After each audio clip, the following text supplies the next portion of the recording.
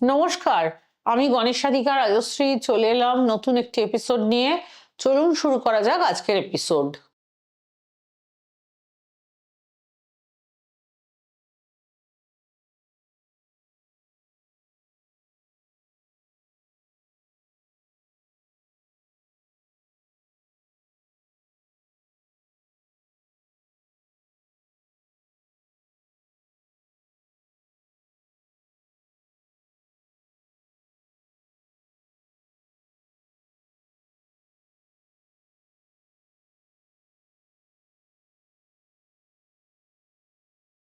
অনেক মানুষই কঠোর পরিশ্রম করেও অভিযোগ করেন যে টাকা হাতে এলেও বেশি দিন থাকে না।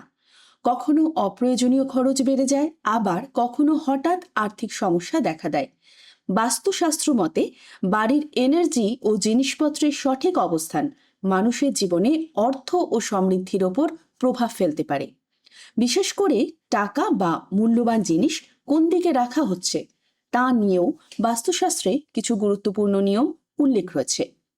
যদিও এগুলো ধর্মীয় ও ট্র্যাডিশনাল বিশ্বাসের অংশ, তবুও বহু মানুষ আজও এই নিয়মগুলো মেনে চলেন মানসিক শান্তি ও পজিটিভ এনভায়রনমেন্ট বজায় রাখার জন্য। বাস্তুশাস্ত্র অনুযায়ী উত্তর দিক এবং দক্ষিণ পশ্চিম দিক অর্থ ও স্থায়িত্বের সঙ্গে যুক্ত বলে মনে করা হয়।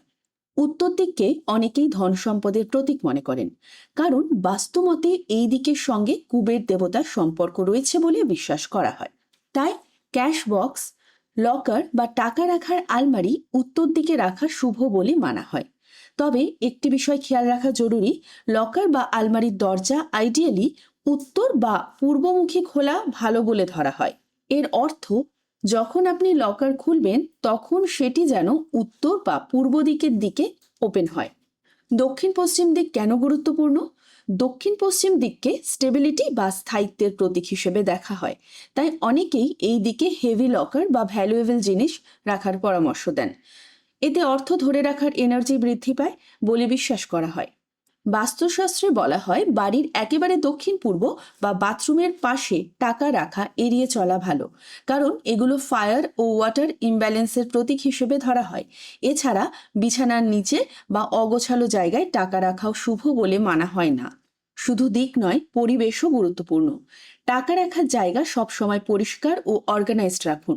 ভাঙা লকার বা নষ্ট ড্রয়ার ব্যবহার না করাই ভালো। অপ্রয়োজনীয় কাগজপত্রের সঙ্গে টাকা গাদা করে না রাখার পরামর্শ দেওয়া হয়।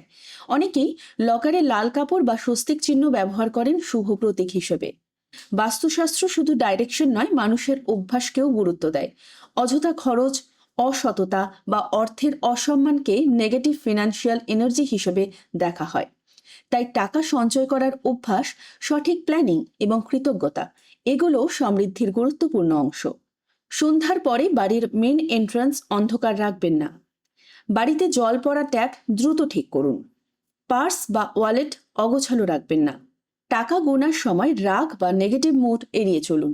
সবশেষে মনে রাখবেন, বাস্তুশাস্ত্র বিশ্বাস ও ট্র্যাডিশনের বিষয়। এটি জীবনের একমাত্র সমাধান নয়। পরিশ্রম, সঠিক সিদ্ধান্ত এবং ডিসিপ্লিনড ফাইন্যান্সিয়াল হ্যাবিটস আসল শক্তি। তবে অনেকের মতে বাড়ির পজিটিভ এনভায়রনমেন্ট ও সঠিক বাস্তু এনার্জি জীবনে মানসিক শান্তি ও কনফিডেন্স বাড়াতে সাহায্য করতে পারে। কেমন লাগলো আজকের অনুষ্ঠান? যদি ভালো লেগে থাকে তাহলে আমার ইউটিউব চ্যানেল গণেশ সাধিকা রাজশ্রীকে লাইক, শেয়ার ও কমেন্ট করতে ভুলবেন না।